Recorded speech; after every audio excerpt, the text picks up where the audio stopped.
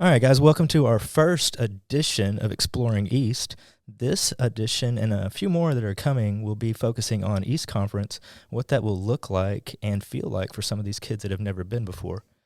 Today on the podcast, I have Melanie and Bruce. They're going to be doing some interviews, and we are fortunate enough today to have a couple of former East students, Sarah Manos and Catalina Peterson, here to discuss a little bit about what they've got going on right now and about what East has done for them and what they think about East Conference. So thanks, ladies, for joining us.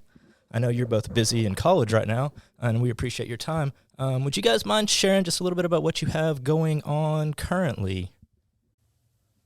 Yeah, sure, I'll start. I'm currently a sophomore at the University of Massachusetts in Boston, and right now I'm actually studying psychology to hopefully get my master's in ABA. Yeah, and I'm Sarah. I am a sophomore at MIT. I'm studying economics. I'm hoping to go into education research. Awesome. Well, once again, thank you guys so much for taking some time out of your day today. Once again, I have Melanie and Bruce here, and they are going to go ahead and start asking you guys a couple of questions to find out just a little bit about what to expect from East Conference. Thanks again, ladies.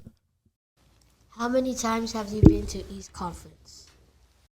I have been to East Conference since I started in 6th grade, so it's been, 7 times, I think, each time, except for the last year, just because of COVID, so. Yeah, I went to East Conference 5 times since 7th grade, and it was going to be 6, but COVID, yeah. What school or schools did you represent? So I represented Sonora Middle School whenever I first started, and then I represented Don Tyson School of Innovation during high school. Yeah, I also represented the Don Tyson School of Innovation and then Helen Tyson Middle School once. How did it feel to represent your school at conference?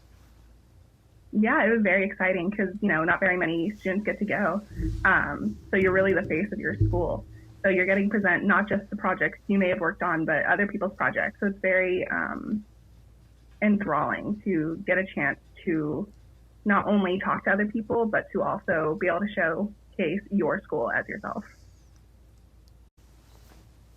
What is the most exciting thing about in-person conference? I would say the most exciting part is all of the fun extracurriculars they have at East Conference.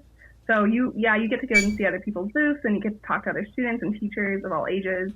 You also have a space where you can kind of tinker, a space to kind of explore. So you have a lot of different interests that you can kind of get different activities from. One of my favorite things about conference wasn't anything specific necessarily. It was just the energy that was in the room. Because it's something really cool to see thousands of people come together all with the same intention and purpose, and to just be with all those people for the same reason. It's something we don't get to do often anymore, and it's something I miss a lot.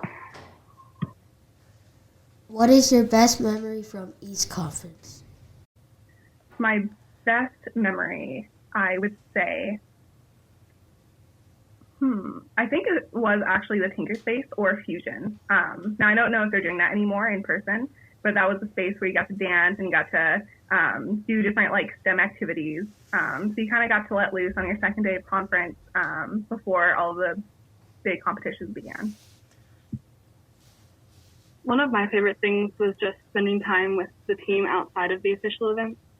So one of the things with the GTSOI, we ended up establishing a tradition of going to get ice cream after the award ceremony. So it's just little things like that where you just get to bond and spend time with people that I really enjoyed. What is the key to having a successful East Conference booth? I would say be professional, but also have a good time. You're there because you've worked your entire year at school in East, trying to showcase what you've done and who you are. And so this is kind of your shining moment to get to show this is who I am and this is why I'm here. So yeah, be professional about it, but I hope you enjoy your time there. Yeah, just echoing what she said, I think it matters less what's in your booth. It matters more the energy that the people in the booth have. You want to be inviting, you want to bring people in, and you want to just have conversations to talk about East. Can you share one or two projects that you worked on that you feel made the biggest impact? So Sarah and I actually worked on a couple of these together. Two of my favorites were two of my most recent projects I was a part of, and that was the Freight Farm and Coding Takes Flight, formerly known as Girls Can Too. So the Freight Farm, we basically got to work inside of a freight that housed, was a shipping container that housed 2 acres of lettuce. And so that was really interesting because you got to see the STEM part, but also the community base. And then the other one was Girls Can Too, where we taught young girls in the lower education to fly drones. What is the biggest problem you faced during conference, and how were you able to solve it? I think personally my biggest problem I faced was, you join these competitions and then you have to kind of showcase that. So public speaking is something I'm terrified of. So my last year I was helping present for Cornerstone, and that was absolutely terrifying. But then you realize everyone's human, so it was also very fun once it was over. Something that I ran into a couple of times was scheduling conflicts where I had to be in one place at one time and also had to be somewhere else for like a breakout session, or, there's just so much going on all the time and you want to be everywhere. And so something I learned very quickly is that it's important to, take breaks and don't overstretch yourself, because there's so much fun to be had. But if you're just running from thing to thing, you're going to be too tired to appreciate it. What is the most important thing to consider when working with a team? So I think the most important part is to obviously try your hardest, but also realize people are also stressing out just as much. So give what you can, but also give people the compassion that they need to realize that they're also stressed.